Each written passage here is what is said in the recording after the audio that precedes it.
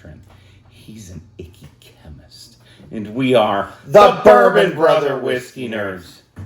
Trent, I am pumped. I think it's fair to say we've both been excited about this one for a long time. This is true. And by long time, I mean legitimately like 8-9 months. Yeah, it's been a while. I found it in Pennsylvania. Yep. I was out and about. My job takes me around. I travel around. So, I frequently pop in and to various fine wine and good spirits. And I stumbled into this a few weeks ago, and I was so excited, I literally bought 2. Which I seldom say about bottles because A, we have a channel and I buy a lot of whiskey, and B, I figured it was probably a safe bet. But Old Grandad 114 single barrel. 7-year age stated. Folks.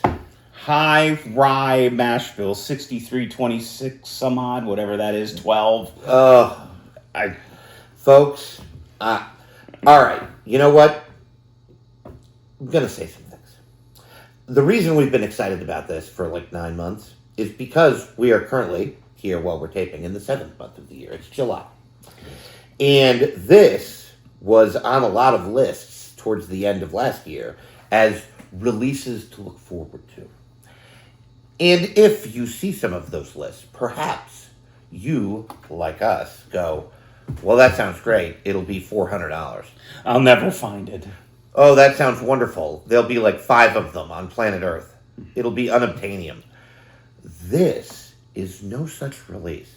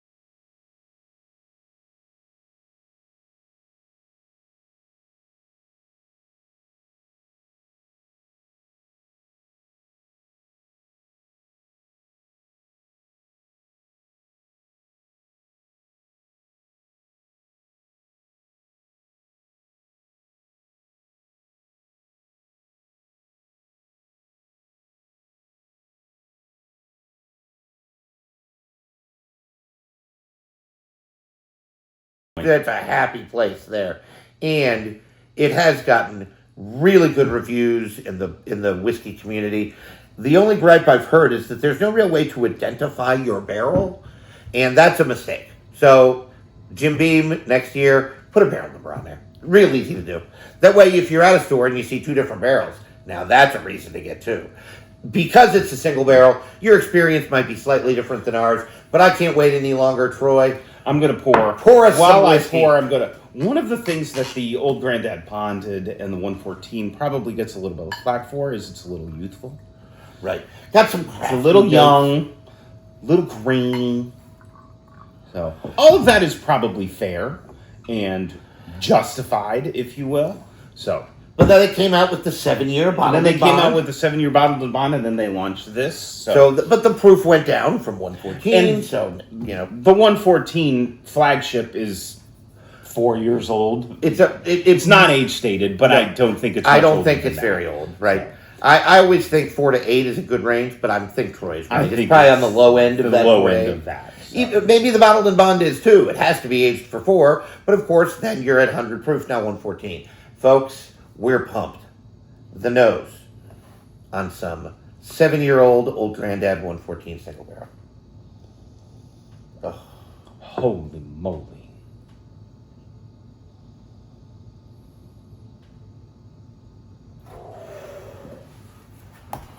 Oh, my gracious. Well, it is a fresh crack, but this is a flavor bomb.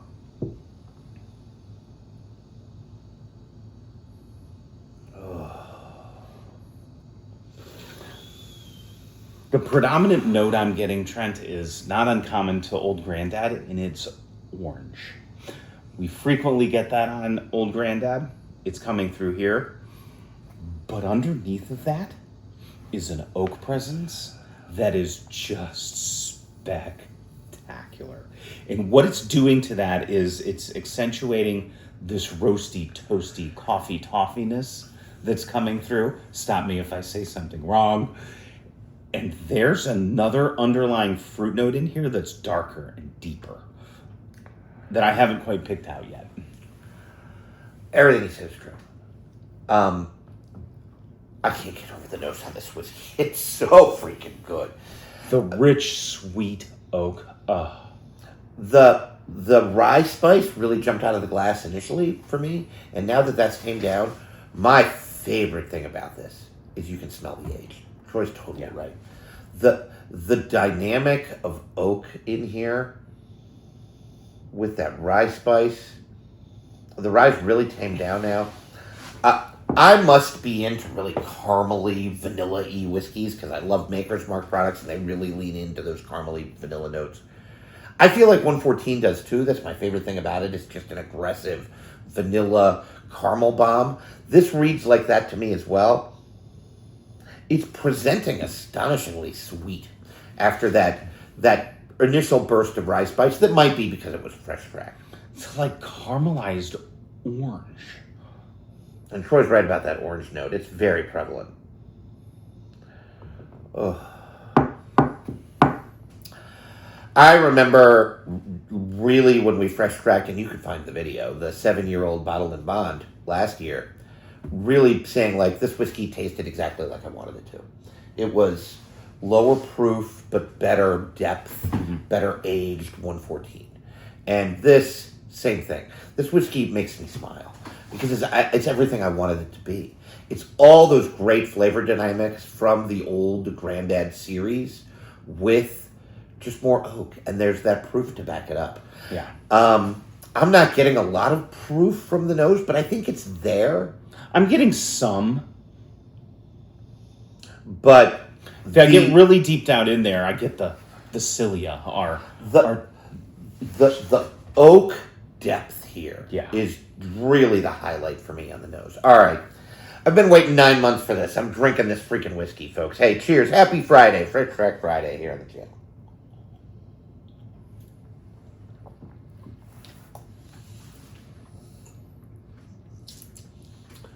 Oh, come on.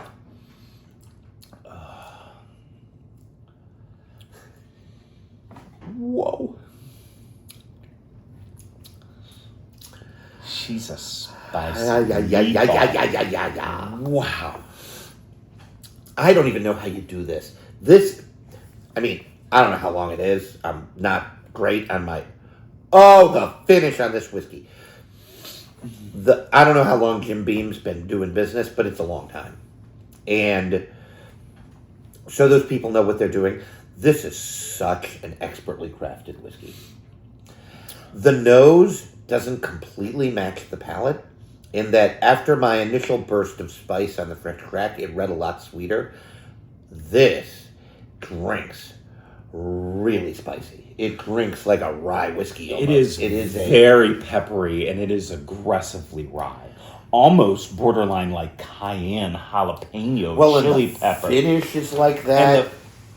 It's got a rye whiskey-ish finish. It's the front of the palate as I got in there, those sweet notes were there, that darker sweetness, the deep caramels, and the brown sugars were there, and then that mid-palate transition is like a light switch. You get assaulted by your that whiskey. tongue is tingling, your gums are on fire. Not assaulted in a bad way, right? Like it's not illegal, right? Like we pay for this assault. Such an aggressive, and then that oak comes in, and it comes in sweet to balance some of that out. The back end of the finish, you get those nuttinesses and the toasty and the roasty notes. Stop me if I'm wrong. And that finish is long and deliberate. The mouthfeel is wonderful. It's creamy. It's oily. It's unctuous. I think we like it. Did I say anything wrong? I don't think I did. I don't have any problem when Troy talks like that because everything he says is true. And sometimes I talk a lot on videos. Sometimes Troy does. Whatever. Doesn't matter to me. In any case. from where I sit right now today, it's July, right? Later July, but July nevertheless. Turning into August relatively soon. We've got a week or two, Yeah. right?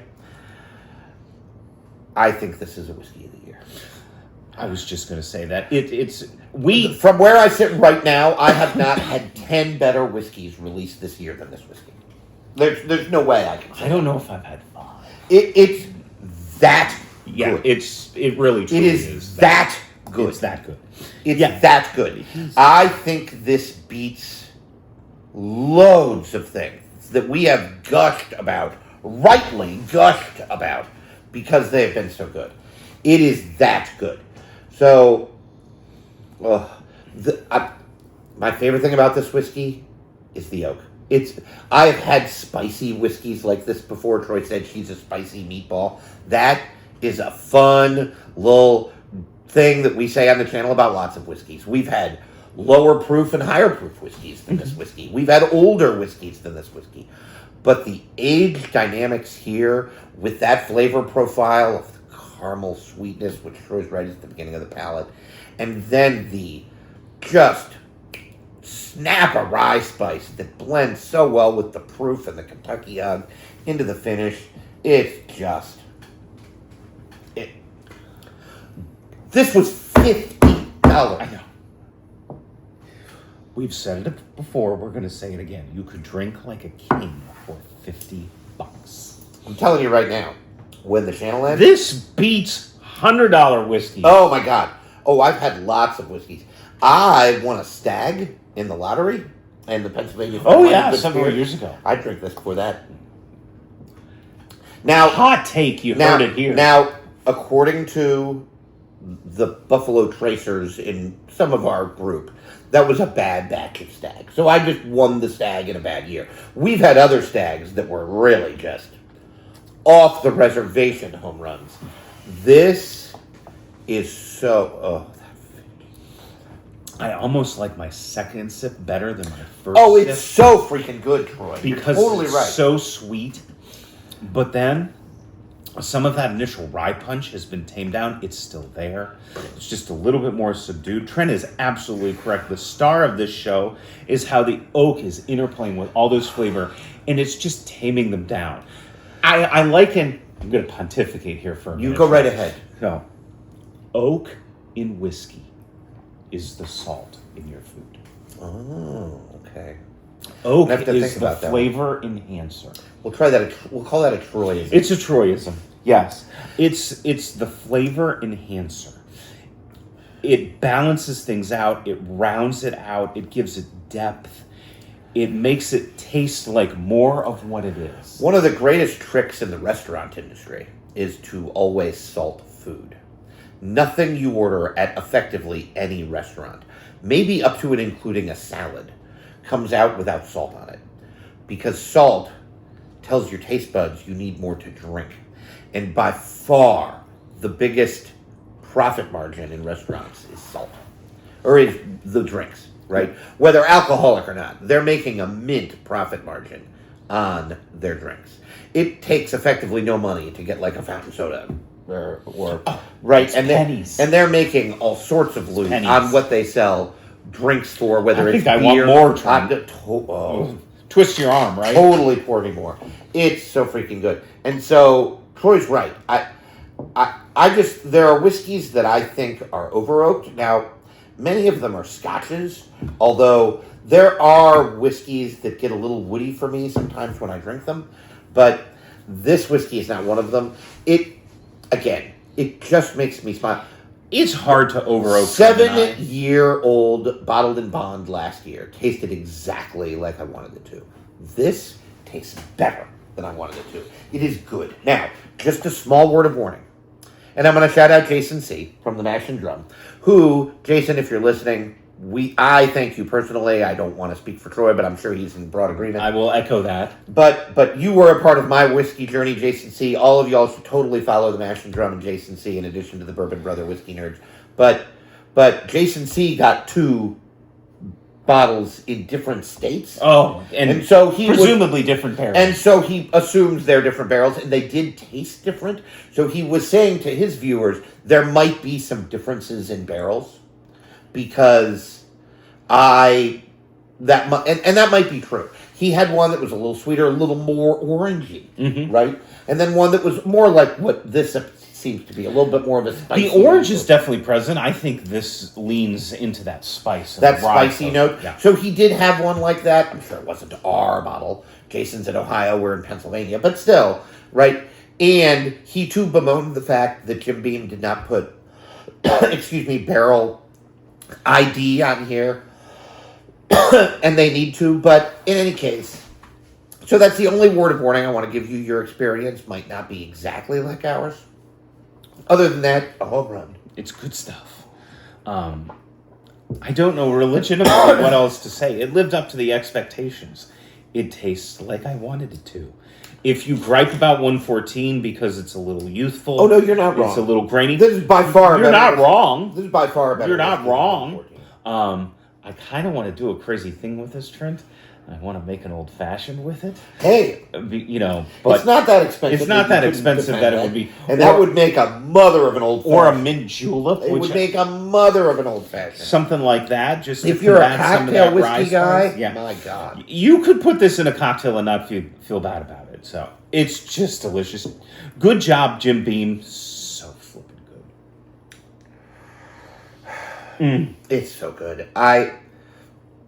I can't say enough good things. I can't get over it. It's We just actively well worth the wait. Yeah. I mean, I remember when I saw that it came out, I knew that I wasn't going to get... I mean, it's out now. Wild Turkey released this gold foil release that is getting incredible acclaim. It's phenomenal. People are going to put it on Whiskey of the Year list. I'm sure it is. It's 15-year-old Wild Turkey juice. I'm confident it's otherworldly. How could it not I be? saw it on secondary for $1,000. Yeah, no, that's not happening. That's how insane this gets. Those are not the releases we get excited about. I get excited about releases like this because this is what distilleries should do. And when distilleries do good things, we need to compliment them. Jim Beam in consecutive years has turned a line of an 80 proof thing and a bottled and bond $20 whiskey and a $35 young youthful 114 proof whiskey into two really phenomenal budget offerings. A bottled and bond 7-year for $40. Yep. And a single berry 114 proof for $50. That is just sexy. Good job by Jim Beam. Good job by the old granddad team. What's going to happen as soon as we sign off is I'm going to try to get Troy to sell me the other bottle of this so that I can take it home today. I'll take this bottle. He can keep the He closed could have one. the unopened one. But I'm going so that I can take it and drink it at my own house. I think it is that good. So hopefully we'll find more. I want to travel to find a different barrel. I think it's that good. All right. Troy's going to have to sign us off. We've pontificated long enough. It is I'm safe to say beyond we like the it. availability of speed. It is safe to say that this is probably going to show up again towards the end of the year. And I'm going to say actively, we would never put a whiskey on Whiskey of the Year that doesn't belong there, but when there are $50 bottles that belong on Whiskeys of the Year, we're going to put them there. we're going to put them there. And we've done it 2 years consecutively. There's a high likelihood you're going to see it. So, hey, have you had it? Let us know what you think in the comments. What barrel did you get? Is it leaning more orange? Is it leaning into that spice? Is it more roasty, toasty, coffee, toffee? That's a good question. Put Maybe there that are in the ones like comments that. and let I us want 'em all. know. While you're there, like, share, subscribe, hype, join that Patreon page, budget options there, and make sure, whether it's 114, Hop Creek 9, Sagamore, whatever you're drinking, make sure you're always drinking what you like. And liking what you drink. Bye, everyone. We'll see you next time.